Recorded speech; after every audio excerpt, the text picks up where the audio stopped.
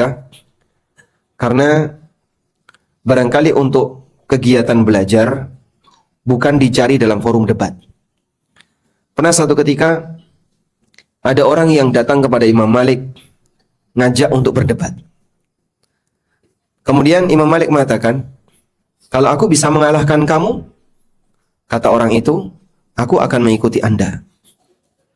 Kalau kau bisa mengalahkan aku, Anda harus ikut aku. Bagaimana kalau misalnya kau bisa mengalahkan aku sehingga aku mengikuti kamu? Summa ja'a tsalits, kemudian datang orang ketiga lalu berdebat dengan kita berdua. Orang ketiga ini menang. Kalau begitu kita harus mengikuti dia. Bagaimana kalau datang orang keempat kemudian mendebat kita bertiga, terus orang keempat ini menang? Kita akan ikuti orang keempat. Terus begitu seterusnya. Terus di mana kebenaran? Jika seperti ini, di mana kebenaran? Maka menang debat itu bukan masalah siapa yang lebih benar, tapi menang debat adalah siapa yang lebih pandai dalam berbicara. Karena nggak jaminan menang debat itu berarti dia pemenang. Karena itulah kita ketika belajar tidak diarahkan kepada forum debat, tapi ketika kita belajar diarahkan kepada forum kajian, mau'idhah hasanah, pembelajaran dengan hikmah, bukan melalui forum debat. Dan debat memang salah satu di antara metode dakwah yang diajarkan oleh Allah, wajadilhum billati hiya ahsan. Tapi itu hanya berlaku bagi mereka yang menyimpang dan dia punya syubhat. Meskipun terkadang syubhat itu tidak selesai dalam perdebatan. Sehingga banyak perdebatan yang ketika hujah sudah disampaikan, tapi pada titik terakhir mereka masih ngeyel, tidak mau untuk kembali. Bukan berarti bahwasanya mereka bertahan sesuai dengan keyakinan yang benar, tapi penyimpangan itu tidak mau mereka tinggalkan. Sama halnya misalnya, ada orang yang jelas salah, dia sudah dinasihati, kemudian dia membantah. Sampai pada titik akhir kita sudah memberikan penjelasan, tapi dia tidak mau berubah dari kesalahan. Apakah berarti yang dia yakini itu benar? Belum tentu. Karena itulah, sekali lagi yang namanya debat, sifatnya adalah debat dijadikan sebagai sarana dakwah, bukan kegiatan untuk belajar. Sehingga Bapak Ibu yang kami hormati, kalau kita belajar bukan mencari mana yang viral, tapi kita belajar mencari di mana saya bisa menemukan kebenaran. Selanjutnya, berkaitan dengan masalah tabarruk dengan kuburan. Nanti kita akan bacakan berbagai macam dalil. Yang dalil itu fi ghayatis sihah. Jelas-jelas dalil yang sangat sahih. Sulit untuk kemudian dibantah dari sisi validitas. Karena hadisnya diriwayatkan oleh Bukhari, diriwayatkan oleh Muslim, dan itu menjadi praktek orang-orang saleh di masa silam. Bagian dari hal yang turun-temurun diajarkan oleh Rasulullah SAW dan para sahabat.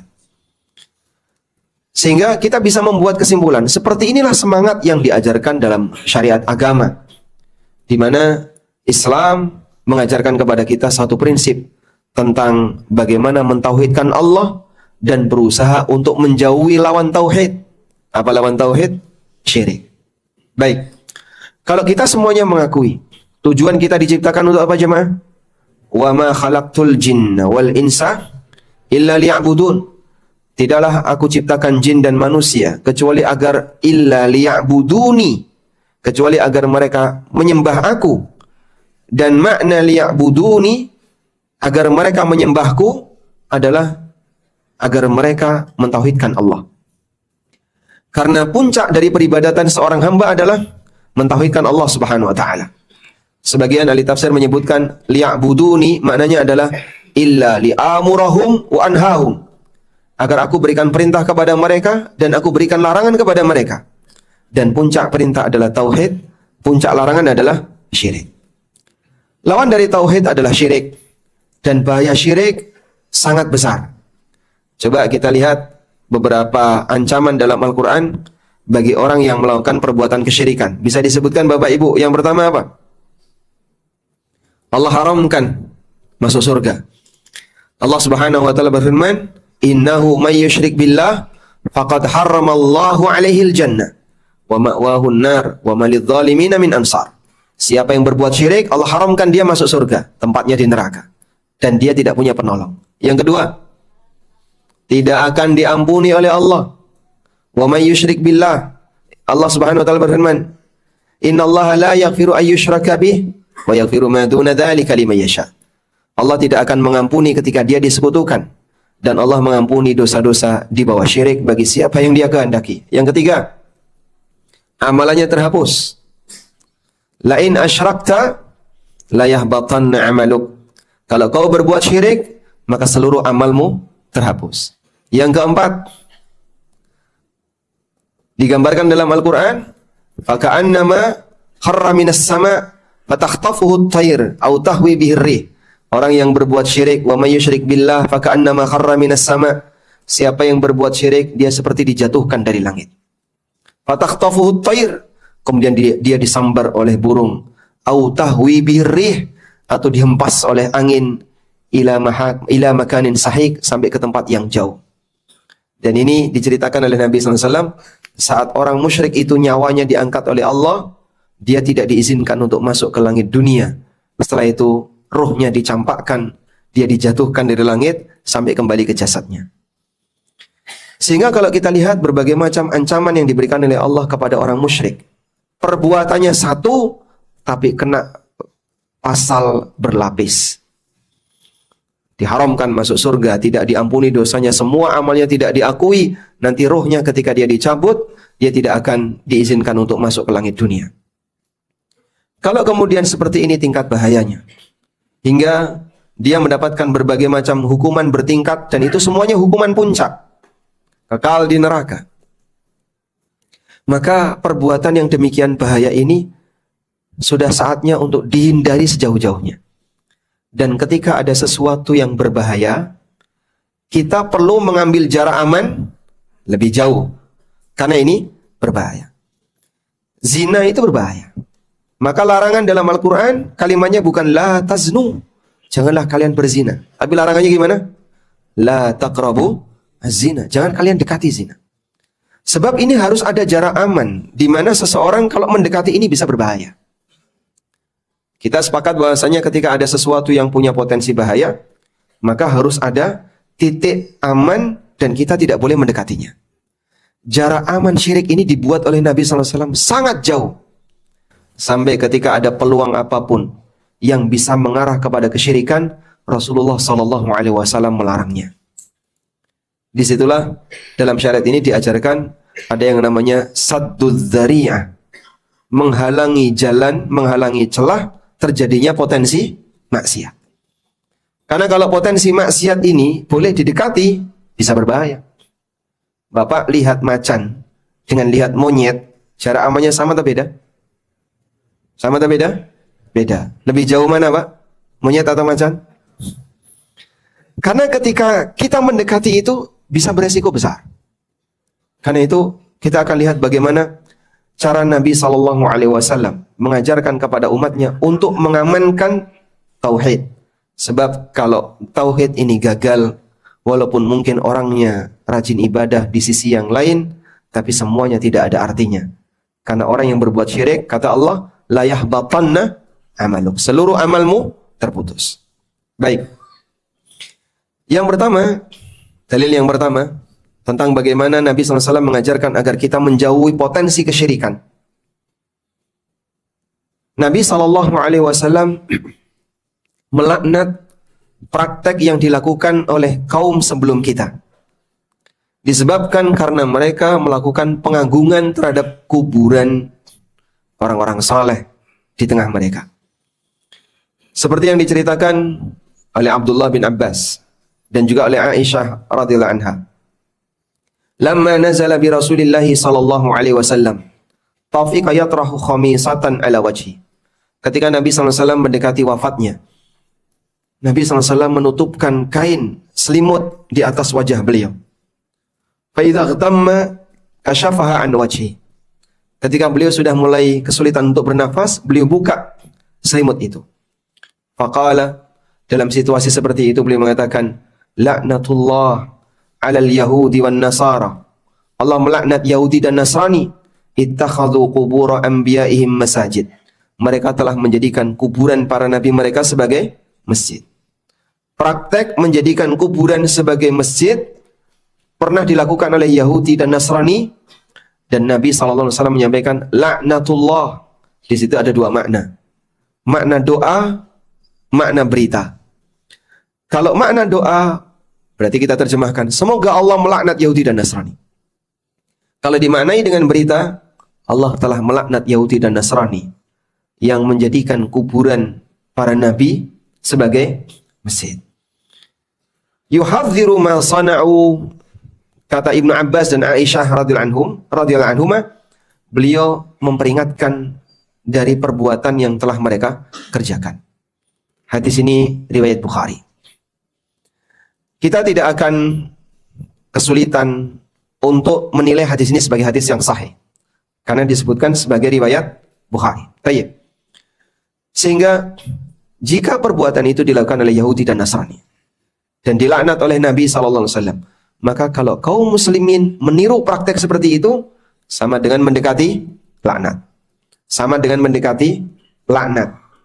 Karena ketika Nabi SAW memperingatkan kesalahan yang dilakukan oleh kelompok masa silam, umat masa silam, seperti Yahudi atau Nasrani atau umat yang lainnya, jika kemudian ditiru oleh kaum muslimin, berarti mereka sama dengan mendekati celaan yang diberikan oleh syariat kepada Yahudi dan Nasrani. Baik, ini dalil yang pertama. Yang kedua, hadis dari Ali bin Abi Thalib radhiyallahu anhu.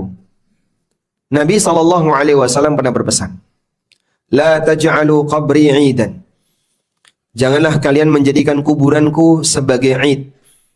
Jangan jadikan kuburanku sebagai tempat perayaan. Kuburan jadi tempat perayaan itu contohnya gimana, Pak? Bapak bisa lihat nasib kuburannya Husain bin Ali. Husain bin Ali radhiyallahu anhu, makamnya dijadikan tempat perayaan oleh siapa? Orang Syiah. Diperingati setiap tahun. Tanggal sekian nanti akan ada peringatan kematian Husain, dan itu dilakukan di kuburan Husain. Itulah yang dimaksud dengan menjadikan kuburan sebagai Id. Id artinya perayaan.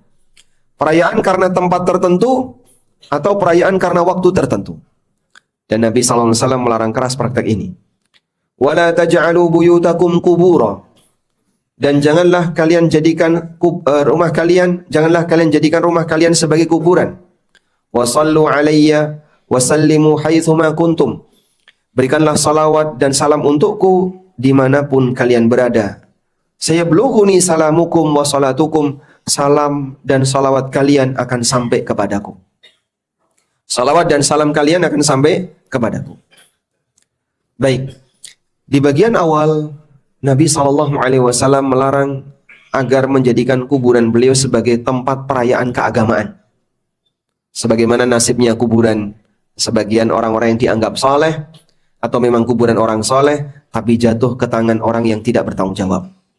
Kuburan Husain ini yang paling terkenal. Di Mesir ada kuburan Badawi dan aneka kuburan-kuburan yang lainnya. Dan itu punya tanggal perayaan yang beragam.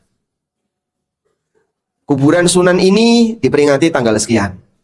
Kuburan wali ini diperingati tanggal sekian. Masing-masing punya tanggal yang berbeda-beda. Dan itu perayaan besar. Sehingga andaikan ini dilestarikan di tengah kaum muslimin, maka di Indonesia punya banyak hari libur.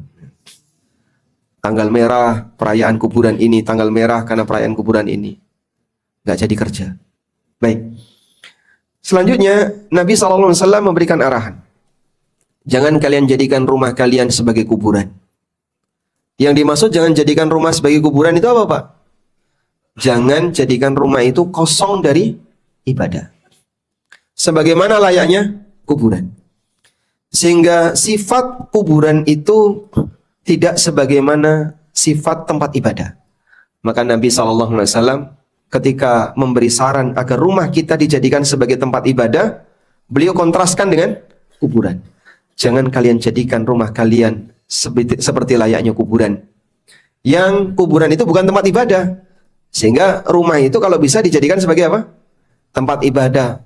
Untuk salat sunnah, untuk baca Al-Quran, terutama surat Al-Baqarah, agar rumahmu tidak seperti kuburan yang sunyi dari ibadah. Dan demikian jelasnya Rasulullah SAW mengkontraskan antara rumah dengan kuburan untuk menunjukkan bahwasanya kuburan itu bukan tempat ibadah. Lalu beliau menyampaikan, silahkan kalian berikan salawat dan salam untukku haitsuma kuntum, dimanapun kalian berada. Sehingga Bapak Ibu bisa perhatikan ini.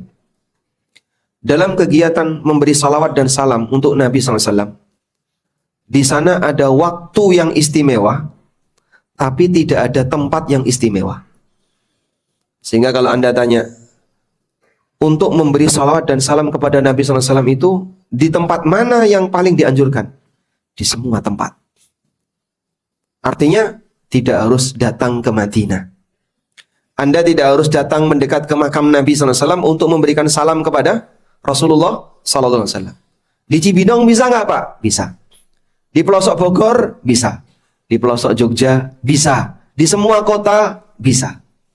Tidak ada tempat khusus untuk bersolawat. Tapi ada hari khusus untuk bersolawat. Di mana kita dianjurkan untuk memperbanyak salawat di hari itu. Hari apa? Hari Jumat. Maka ada waktu istimewa bersolawat, tapi tidak ada tempat istimewa untuk bersolawat. Dan itu kemudahan bagi kaum muslimin. Hari Jumat itu ada di mana, Pak? Di semua tempat. Di Indonesia ada hari Jumat, sebagaimana di Saudi ada hari Jumat, di benua yang lain ada hari Jumat.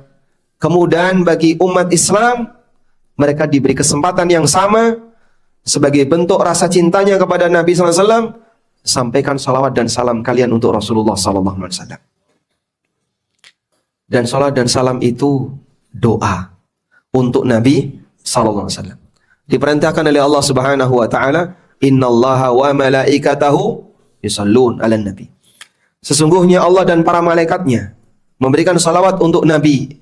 Kemudian kita sebagai hamba Allah diperintahkan, "Ya ayyuhalladzina amanu shallu 'alaihi wa sallimu taslima."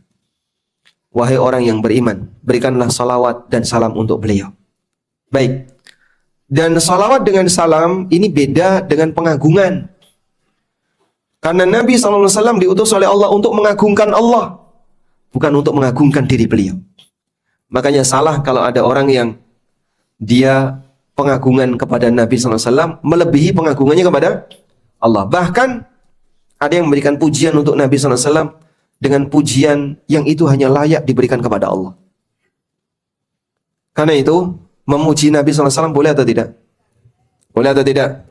Boleh, tapi dibatasi. Tapi kalau memberikan salawat, silahkan diperbanyak.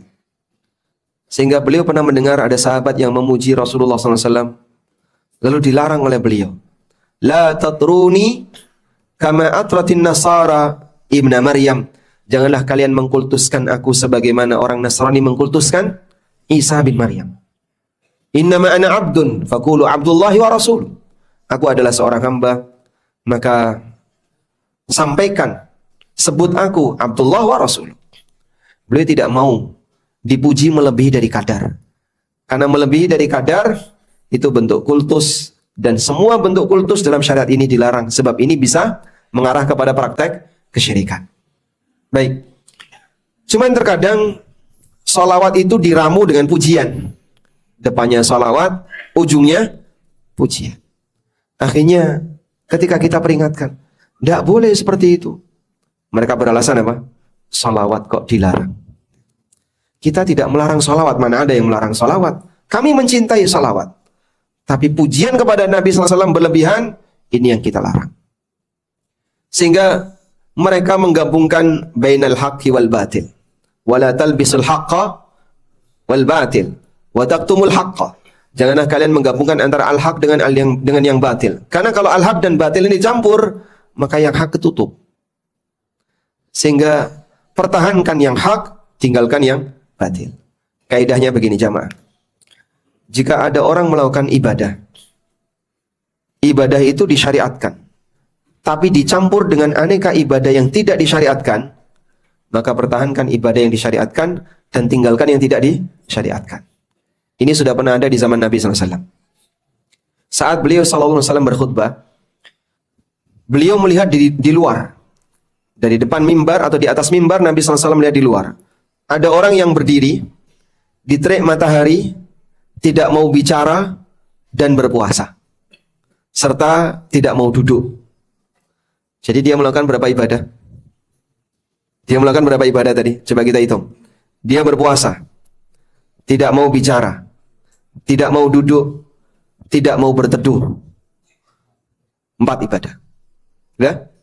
Dari 4 ibadah ini yang disyariatkan yang mana? Puasa. 3 sisanya tidak disyariatkan. Maka Nabi SAW bertanya, itu kenapa?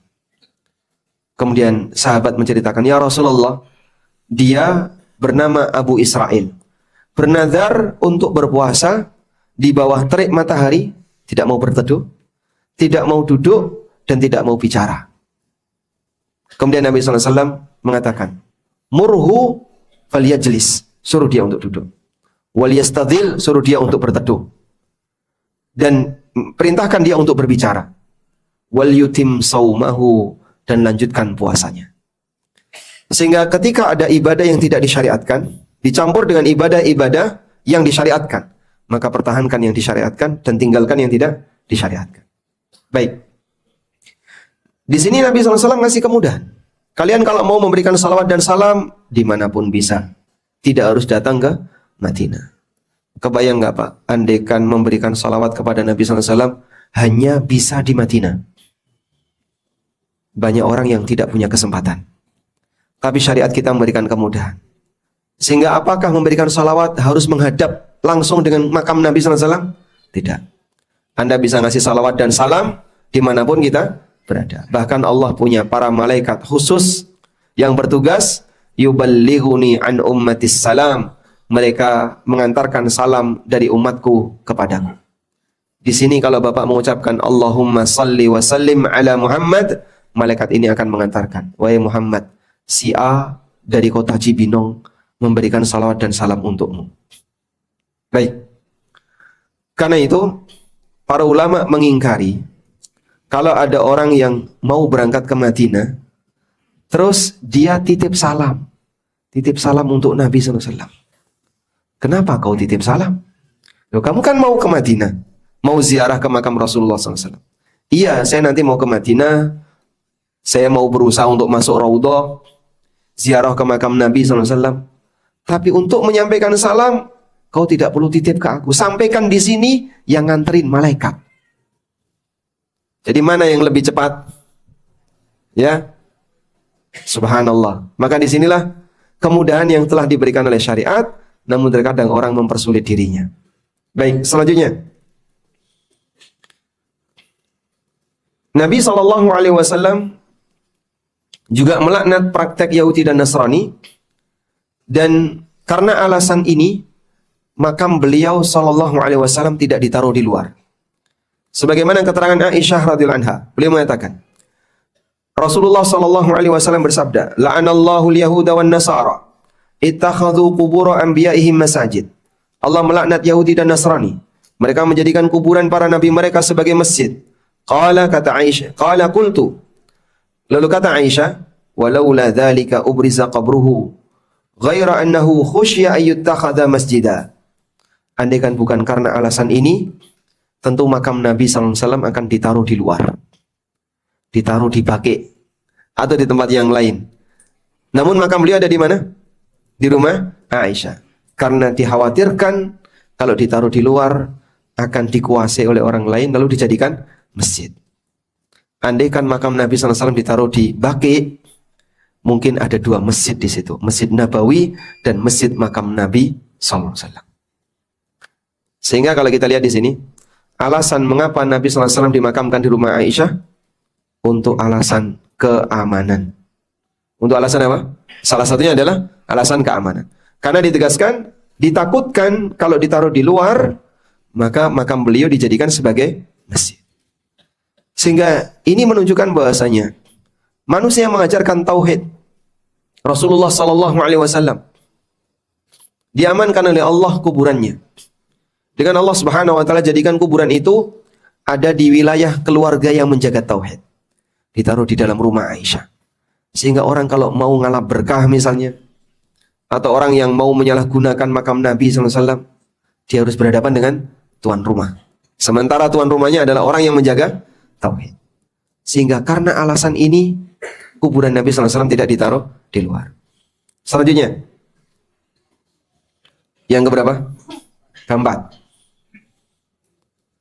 Tidak ada riwayat selama perjalanan dakwah Nabi SAW beliau menelusuri kuburan dan makam para nabi sebelumnya. Sebagaimana yang dilakukan oleh orang sekarang ya.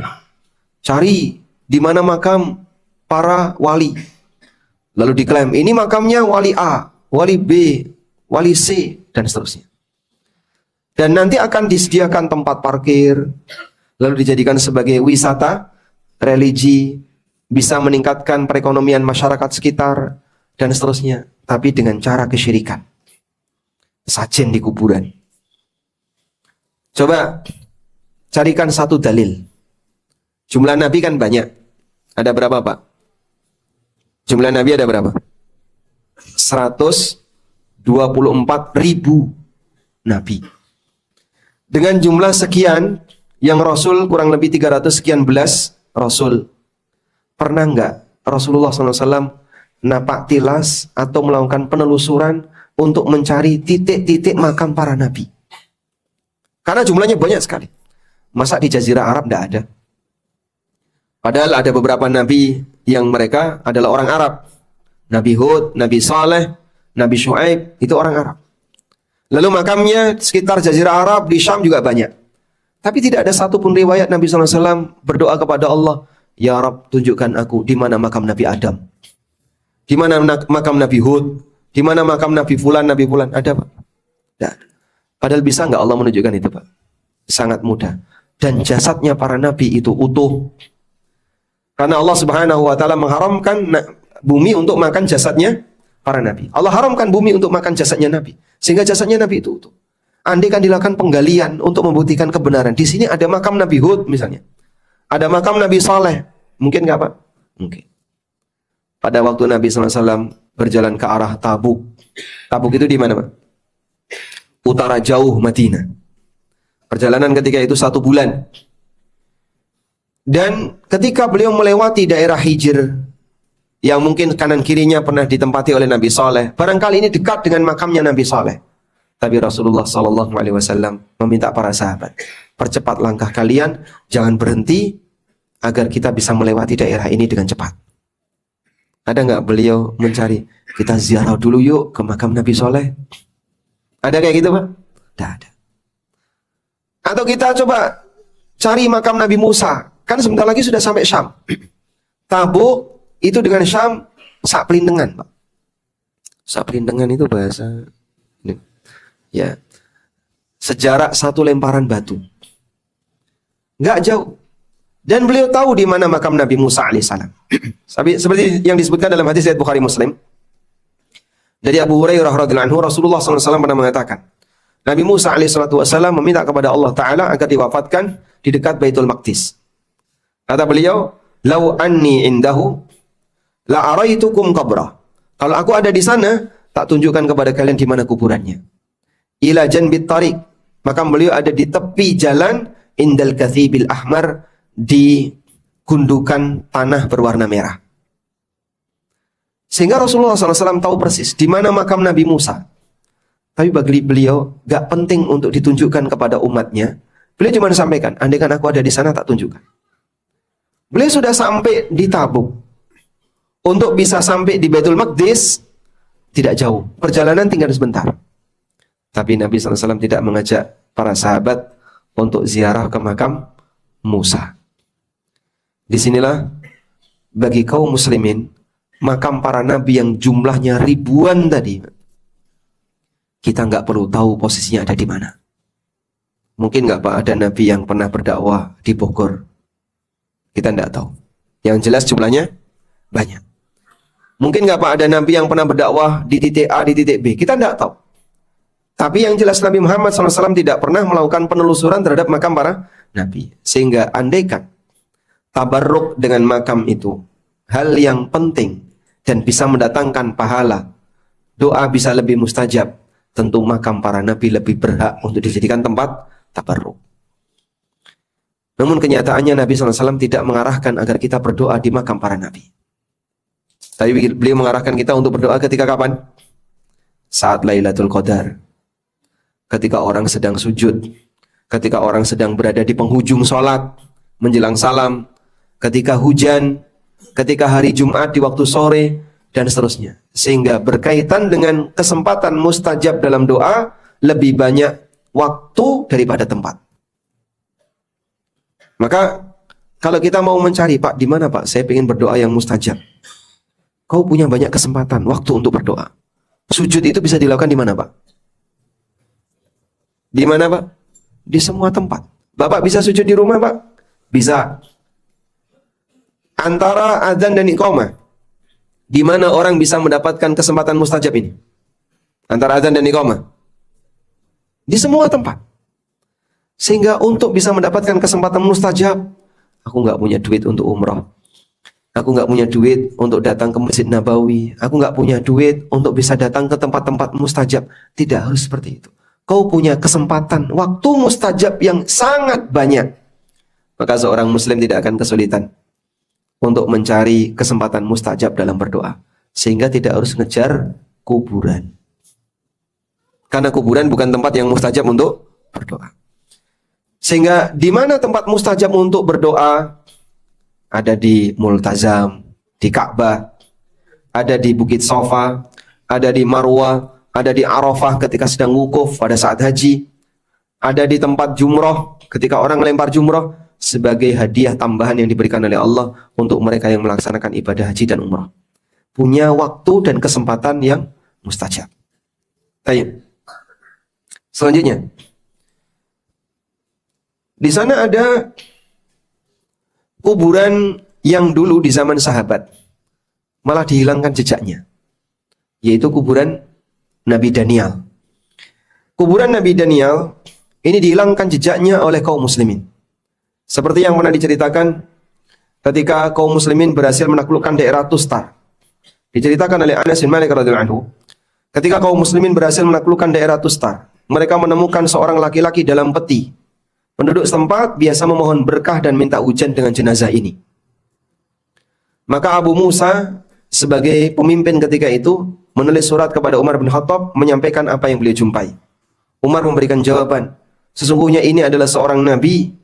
Api tidak akan makan jasad para nabi, bumi tidak akan menelan jasad para nabi. Artinya jasadnya utuh. Lalu Umar menyampaikan satu pesan. Anindur anta wa ashabuka, yakni ashaba Abi Musa, fadfinu fi makanin la ya'lamuhu ahadun ghairukum. Coba kamu rembukan dengan orang yang dekat dengan kamu, lalu buat keputusan, kuburkan dia di sebuah tempat yang dimana siapapun tidak tahu kecuali kalian berdua. Sehingga makamnya ingin dihilangkan jejaknya. Karena jasad Nabi Daniel ini dipakai oleh masyarakat setempat kalau mereka sedang kesulitan atau sedang mengalami musim paceklik, jasadnya ditaruh luar, terus mereka berdoa. Doanya minta kepada Allah, bukan minta kepada sang Nabi. Dengan harapan dengan adanya jasad sang Nabi ini Allah akan menurunkan hujan. Andaikan praktek ini dilestarikan dalam ajaran syariat kita, berarti yang dilakukan oleh Umar itu pelanggaran. Kenapa kau hilangkan kesempatan tabarruk yang seharusnya bisa dilakukan untuk kaum muslimin? Berarti kan seharusnya gimana, Pak? Jasad itu harusnya dikasih peti, diamankan. Nanti kalau kaum muslimin mengalami kesulitan, jasadnya dikeluarkan. Terus kita doa bareng-bareng di dekat jasad itu. Kira-kira apa yang terjadi kalau itu dilestarikan, Pak? Namun ternyata sikap Amirul Mukminin tidak demikian. Apa yang dilakukan oleh Umar? Beliau minta, makamkan dia di tempat yang tidak ada satupun orang yang tahu kecuali kalian berdua. Abu Musa al-Asy'ari dengan teman dekatnya. Atau orang yang diajak untuk bermusyawarah. Dalam riwayat yang lain dari Abu Aliyah, beliau menceritakan, lamma iftatahnal Tustar, ketika kami berhasil menaklukkan daerah Tustar, wajadna fi baiti malil Hurmuzan sariran alaihi rajulun mayyit. Kami menjumpai di gedung sebagai tempat menyimpan harta di area Hurmuzan ada sebuah peti dan di dalamnya ada mayit. Inda ra'si mushafun lahu, di dekat kepalanya ada sebuah mushaf miliknya. Fa akhadhal mushaf, kami pun mengambil mushaf tadi. wa hamalnahu ila Umar, dan kami bawa kepada Umar bin Khattab radhiyallahu anhu. Kemudian mushaf tadi diterjemahkan ke dalam bahasa Arab. Dari bahasa Ibrani diterjemahkan ke bahasa Arab. Kata Abul Aliyah, faqara'tuhu mithla ma aqra'ul Qur'ana hadza. Aku baca sebagaimana aku baca Al-Qur'an. Karena sudah diterjemahkan ke dalam bahasa Arab. Baik, dan kemudian yang dilakukan oleh Abu Musa radhiyallahu anhu, beliau membuat 13 galian di tempat yang berbeda. Di area sana berjauhan. Kemudian jasad tadi dimakamkan di salah satu galian. Setelah itu semuanya diratakan dengan tanah untuk menghilangkan jejak, sehingga orang tidak tahu. Karena proses menghilangkan jejak jenazah ini dilakukan di malam hari. Sehingga sekali lagi, kalau ini adalah sesuatu yang penting dalam syariat Islam, ini kan tempat atau jasad yang bisa kita jadikan sebagai sarana untuk doa. Jasad yang bisa kita jadikan sebagai sarana untuk tabarruk. Kenapa malah dihilangkan? Andaikan itu penting, seharusnya jasad ini tidak dihilangkan. Harus dilestarikan. Tapi bagi Amirul Mukminin Umar bin Khattab, justru ini akan menjadi peluang terjadinya kesyirikan. Maka jasad itu dihilangkan jejaknya. Baik. Selanjutnya, dalam agama ini, makam tidak boleh ditinggikan. Karena itu jika ada makam yang ditinggikan, dikasih kijing. Tahu kijing, Pak? Ada nisan itu yang ditaruh di sebelah depan belakang. Kijing itu yang tengahnya ini, Pak. Dibuat bangunan. Namanya apa? Kijing. Dari Abul Hayyaj Al-Asadi. Beliau pernah bercerita, Ali bin Abi Thalib radhiyallahu anhu pernah memberikan wasiat kepadaku. Ala ab'atsuka ala ma ba'athani alaihi Rasulullah sallallahu alaihi wasallam. Mau enggak aku berikan tugas kepadamu dengan tugas sebagaimana yang pernah diberikan oleh Nabi sallallahu alaihi wasallam kepadaku. Apa tugasnya? Alla tada' timthalan illa tamasta. Setiap kali kau ketemu gambar, hapus gambar itu. Wala qabran musyrafan illa sawaita. Dan kalau kamu ketemu ada kuburan yang ditinggikan, ratakan dengan tanah. Sehingga sampai diizinkan untuk meratakan kuburan yang ditinggikan, tujuannya apa? Menghindari potensi praktek syirik dan praktek ngalap berkah di kuburan. Baik, artinya interaksi kita di kuburan adalah interaksi bagaimana menjaga kuburan ini tetap ada, tapi tidak sampai pada derajat nyari berkah di kuburan. Nah, dan Imam Syafi'i rahimahullah pernah menceritakan kejadian yang beliau lihat ketika di kota Makkah. Wa qad ra'aitu minal wulad man yahdimu bi Makkah ma yubna fiha wa lam aral fuqaha ya'ibuna dzalika. Aku pernah melihat para penguasa di kota Makkah. Mereka menghancurkan bangunan-bangunan yang didirikan di atas kuburan, dan aku tidak melihat seorang pun ulama yang mengingkari praktek itu. Artinya di masa beliau sepakat bahwasanya kuburan itu tidak boleh dibangun. Sehingga disinilah kita bisa melihat bagaimana para ulama di masa silam juga punya semangat untuk melestarikan praktek ini. Kuburan itu bukan tempat ibadah, kuburan bukan tempat untuk ngalah berkah. Maka kalau ada kuburan yang berpotensi bisa mendatangkan peluang itu, diratakan dengan tanah. Namun bagian ini ada satu hal yang perlu dicatat, bahwa meratakan dengan tanah untuk kuburan yang ditinggikan adalah wewenang pemerintah. Kalau rakyat biasa boleh nggak, Pak? Ya, nanti akan menimbulkan kekacauan di masyarakat. Sehingga untuk masyarakat biasa, yang boleh dilakukan hanya menjaga kuburan keluarganya, kuburan pribadinya, jangan sampai ditinggikan. Mumpung belum terjadi, pertahankan. Karena kalau sudah dipasangi seperti itu, bongkarnya lebih sulit daripada mempertahankan. Karena kalau sampai, ini kan kuburan bapak saya, kijingnya mau saya bongkar, Anda akan berhadapan dengan masyarakat. Walaupun itu kuburan bapaknya sendiri. Baik, dari sinilah kita semua bisa mendapatkan kesimpulan bahwasanya dalam Islam yang namanya makam itu bukan untuk tempat disucikan, diagungkan, tapi bagaimana makam itu dipertahankan. Karena itu, kaum muslimin diajarkan berkaitan dengan makam. Menghina makam dilarang. Memuliakan makam juga dilarang. Menghina makam contohnya apa, Pak? Duduk di atas makam, berdiri di atas makam, melangkai makam, apalagi tidur di atas makam. Sampai Abu Hurairah radhiyallahu anhu pernah mengatakan, andaikan saya duduk di atas bara api sampai membakar pakaianku, lebih aku sukai daripada aku duduk di atas kuburan. Sekarang coba Bapak lihat prakteknya. Saya asli Lamongan. Rumah tempat tinggal saya dengan kuburan yang dikeramatkan bisa dijangkau pakai sepeda hotel, Pak. Dan waktu kecil saya sering main ke kuburan. Dan saya bisa melihat bagaimana situasi orang ketika di kuburan. Satu makam diagungkan, dikasih cungkup. Ada beberapa sunan yang mengelilingi rumah saya. Sebelah timur ada Sunan A, sebelah barat ada Sunan B, di area selatan ada Sunan C, utara rumah saya laut utara, pesisir pantai utara. Rumah saya dengan laut 200 meter. Sehingga untuk bisa melihat bagaimana situasi dan cara orang beribadah di makam itu bagi saya mudah. Satu kuburan diagungkan. Ada banyak makam di sekitarnya di keramik, Pak. Dikasih karpet.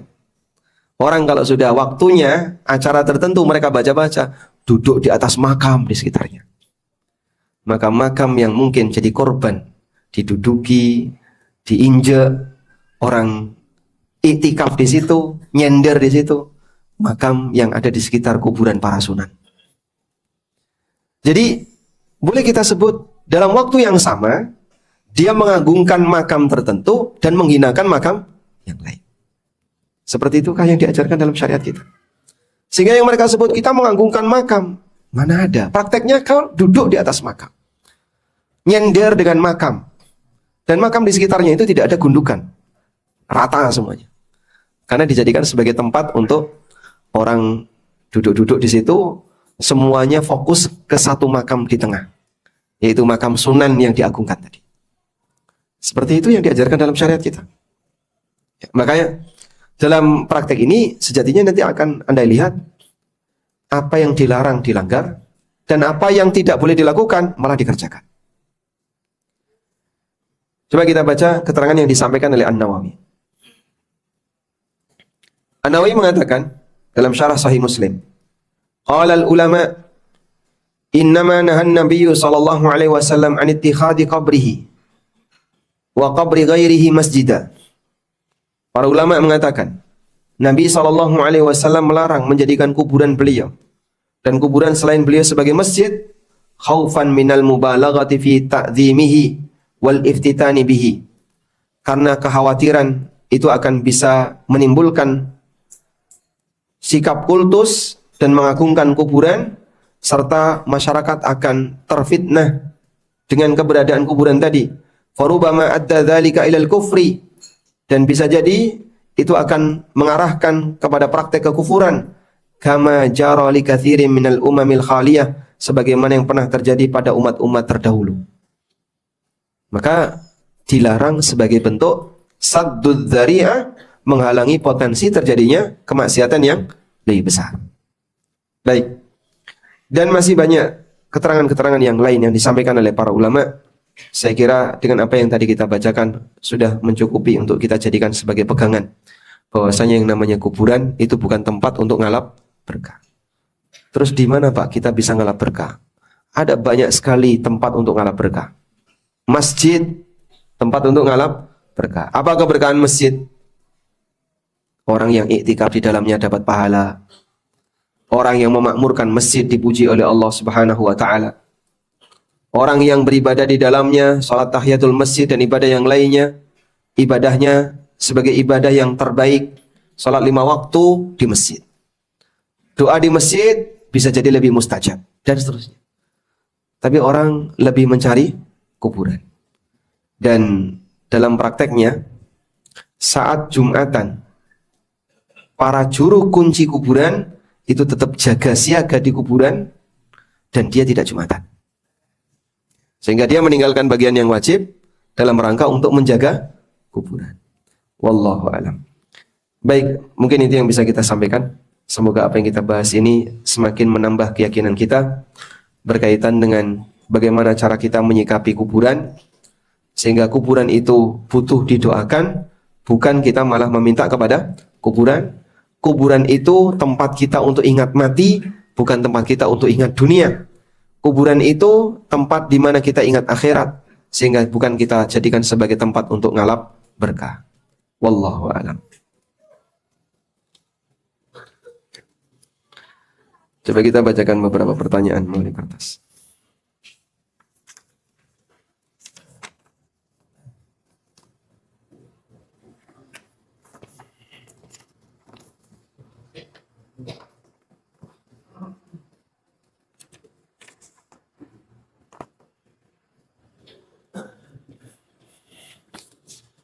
Saya sedang mencari pertanyaan terkait kuburan tapi nggak nemu.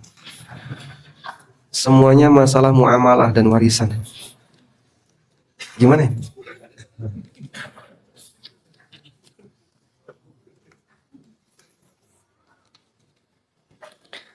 Assalamualaikum. Waalaikumsalam. Bagaimana hukum kuburan di pekarangan atau halaman rumah? Apakah sholat sah atau tidak sah? Seperti halnya kita sholat di masjid yang ada kuburannya. Karena mertua ada yang berencana berwasiat kalau meninggal dimakamkan di halaman rumah. Kaum muslimin ketika meninggal dunia, makam yang tepat adalah di pemakaman umum. Karena seperti itu praktek yang dilakukan oleh Nabi SAW dan para sahabat. Sehingga orang yang dimakamkan di dalam rumah Aisyah hanya 3 orang. Nabi SAW, Abu Bakar dan Umar. Selain itu semua sahabat dimakamkan di luar. Bahkan ketika Utsman bin Affan meninggal dunia, keluarga Utsman itu berharap agar jasadnya Utsman bisa dimakamkan di rumah Aisyah. Tapi ketika itu ada pihak yang nggak setuju. Sehingga dikhawatirkan nanti akan menimbulkan chaos. Akhirnya keluarga Utsman ngalah. Ya sudah, makamkan saja di luar. Akhirnya Utsman dimakamkan di mana? Dipakai sebagaimana sahabatnya. Padahal beliau Amirul Mukminin. Termasuk di antara Khulafaur Rasyidin. Tapi Utsman dimakamkan di luar. Demikian pula sebagian raja di masa silam pengen dimakamkan di situ, tapi dilarang. Tidak boleh siapapun dimakamkan di situ kecuali 3 orang. Padahal sudah berlalu sekian ribu tahun, tapi dipertahankan tidak boleh ada yang dimakamkan di rumah Aisyah selain 3 orang. Coba Pak, andaikan Raja Saudi minta, aku pengen dimakamkan di situ. Siapa yang kira-kira bisa menghalangi Pak? Itu di bawah kekuasaan kerajaan. Sangat mudah. Tapi secara aturan tidak boleh. Dan mereka menghormati. Maka para raja tetap dimakamkan di mana? Di pemakaman umum. Salah satu pengaruh besar ya, dari peristiwa meninggalnya Raja Abdullah sebelum King Salman. Raja Abdullah. Pemakaman Raja Abdullah itu di mana Pak? Di pemakaman umum. Dengan kondisi yang sangat sederhana, ketika itu ditayangkan di TV, di medsos, ada orang Eropa yang keheranan. Raja seperti ini perlakuannya. Sampai membuat dia masuk Islam. Sehingga ada orang yang kematiannya bisa menjadi sumber hidayah bagi yang lain. Saat sang raja ini meninggal dunia, dimakamkan dengan cara sederhana, membuat sebagian orang non-muslim terheran. Sampai dia masuk Islam. Maka kita menghormati orang yang sudah meninggal, tapi ada batasnya. Memang kalau dimakamkan di pekarangan rumah mungkin lebih terjaga, lebih terawat, dalam arti tidak digusur sama yang lain. Tapi sekiranya makam di tempat umum masih bisa disikapi dengan baik, bisa dijaga. Di sini makam kalaupun mau ditumpui, ya kurang lebih 10 tahun baru ditumpui. Masih banyak titik-titik kosong. Kami sarankan sebaiknya Anda makamkan keluarga Anda di pemakaman umum. Kalau sudah berwasiat Pak, sebelum beliau wafat mungkin diberitahu. Bagaimana kalau nanti Bapak tidak berwasiat seperti itu? Nanti Bapak akan tetap kami makamkan di tempat umum dan insya Allah kami akan jaga makam Bapak. Sudah? Andaikan makam itu hilang, mungkin ya di antara kita punya kerabat yang makamnya di tanah asal kelahiran. Sudah belasan tahun tidak pernah kita kunjungi. Begitu kita berkunjung ke sana, Masya Allah, kemarin tuh ada di tepi sini kok, sekarang nggak tahu ada di mana. Ternyata ada pelebaran makam.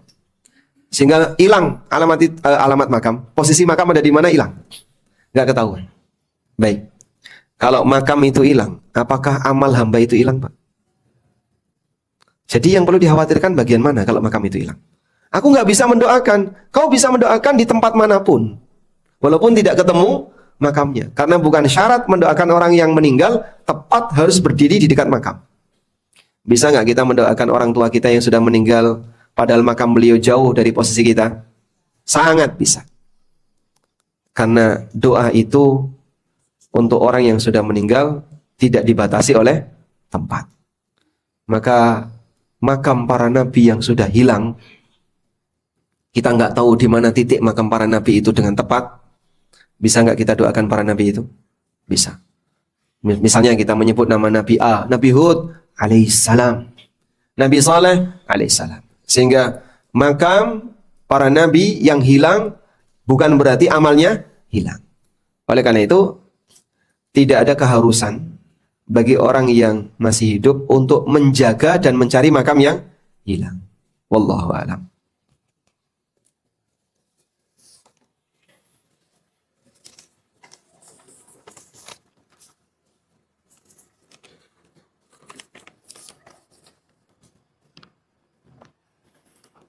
Assalamualaikum. Waalaikumsalam. Bagaimana hukum membayar pajak untuk kuburan? Dibayar tahunan. Ya, kalau memang itu sudah jadi aturan berarti sama seperti PBB. Sehingga ada pajak kuburan dan kuburan itu dijaga.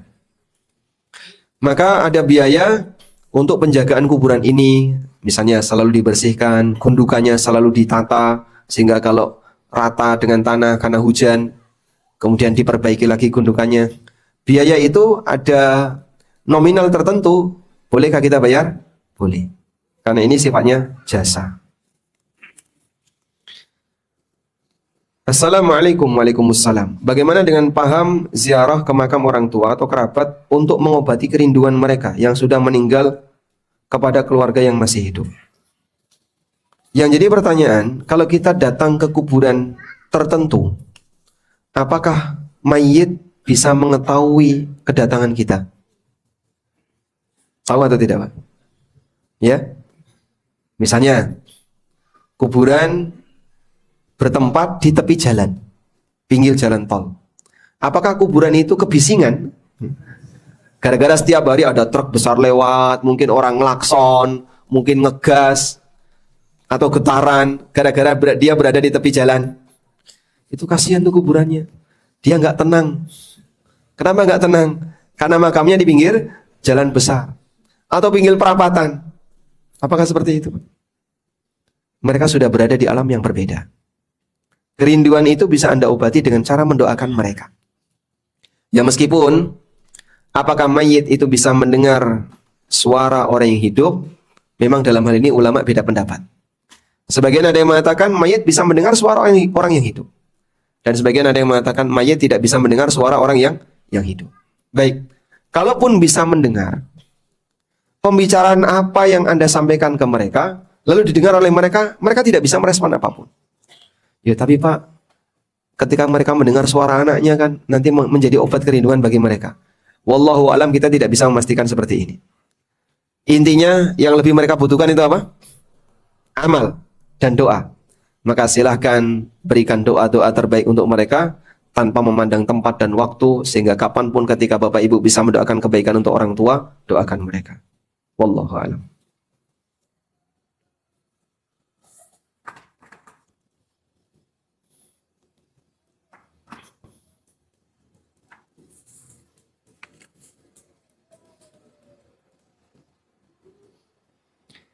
Assalamualaikum warahmatullahi wabarakatuh. Waalaikumsalam warahmatullahi wabarakatuh.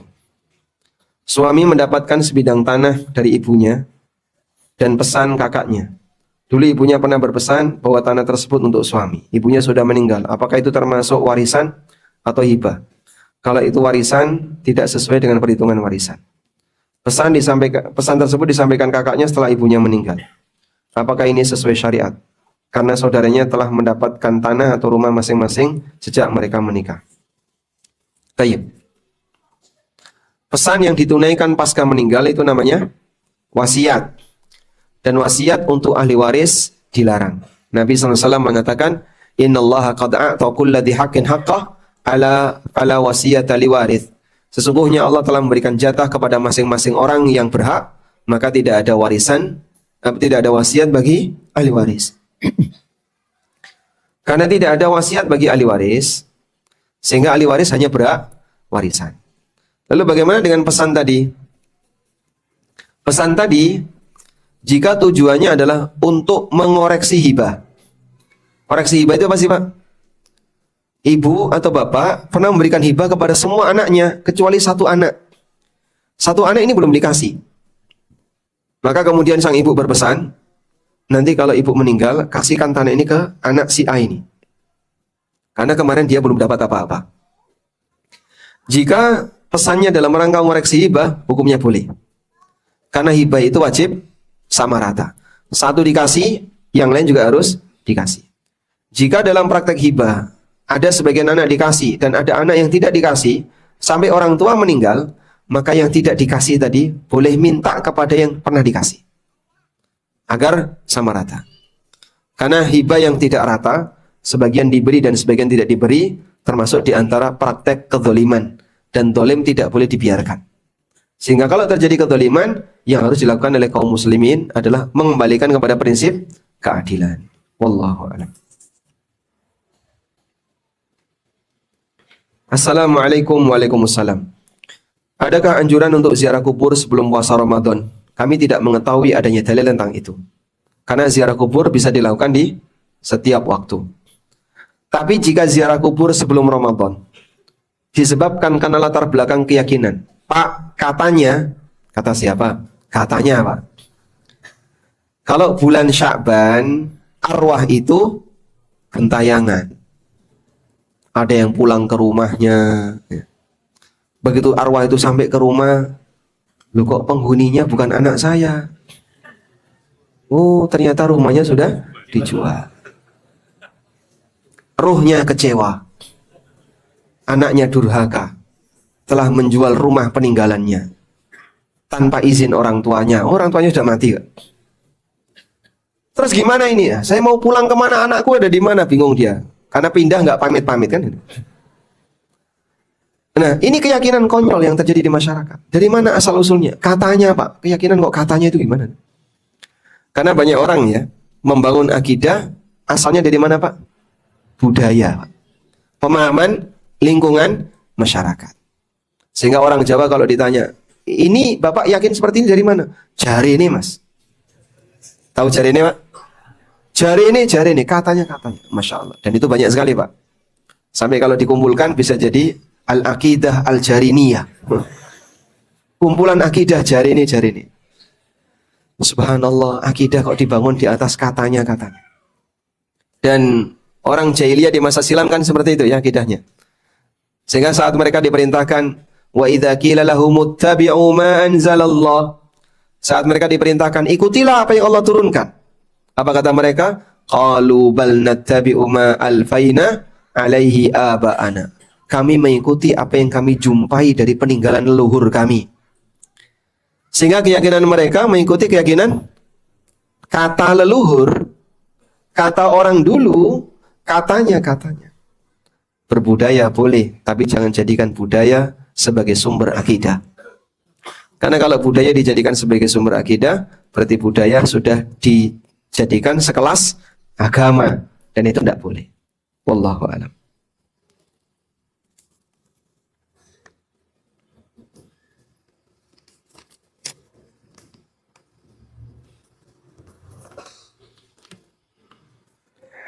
Meninggal tapi dalam keyakinan berkeyakinan tentang tabarruk di makam wali, apakah dia akan kekal di neraka? Tabarruk di makam itu tidak sampai pada tingkatan kesyirikan. Namun praktek ini masuk dalam kategori mendekati area kesyirikan. Makanya dilarang di posisi saddud dzari'ah, untuk menutup celah terjadinya potensi kesyirikan. Sehingga kuburan ditinggikan tidak boleh dijadikan sebagai masjid. Kuburan Nabi SAW diamankan, dan beliau melaknat praktek orang masa silam yang mengkultuskan kuburan. Ini semuanya adalah tujuannya untuk mengamankan jangan sampai tauhid ternodai karena syirik kuburan. Dan sejarah kesyirikan sejak masa silam disebabkan karena peninggalan orang yang sudah mati, baik kuburannya maupun napak tilasnya. Ini dulu bekas tempat ibadahnya Kiai A, Sunan B, Kanjeng C. Lalu kemudian petilasan itu diapain? Diagungkan, dijadikan sebagai tempat untuk beribadah. Orang kumpul di situ iktikaf. Nah, seperti inilah potensi yang dilarang dalam syariat kita. Wallahu a'lam. Assalamualaikum. Waalaikumsalam. Kadang saya ketika lewat di kuburan merasa merinding karena takut. Waktu kecil di kampung saya sering ditakuti kalau di kuburan itu banyak setan. Ada genderuwo, ada pocong dan seterusnya. Apakah termasuk kesyirikan? Karena takut pada setan. Takut pada setan itu syirik atau tidak? Ya? Takut pada pocong, genderuwo, syirik atau tidak? Tidak. Takut karena melihat wajah yang buruk, wajah yang menyeramkan, yang menakutkan, syirik atau tidak? Itu manusiawi. Maka kita dijadikan oleh Allah tidak bisa melihat jin, itu normal anugerah. Sehingga saya tidak bisa melihat jin, Bapak Ibu tidak bisa melihat jin, itu anugerah. Kenapa anugerah, Pak? Ketika kita tidak bisa melihat jin, aktivitas kita jadi lebih nyaman. Kebayang misalnya, kalau kita bisa melihat jin, Anda kebelet masuk toilet, lihat pemandangan di tembok bergelantungan, ya. Aneka jin-jin ada di situ. Kira-kira gimana? Gak bisa keluar. Kenapa gak bisa keluar? Kan malah keluar toilet.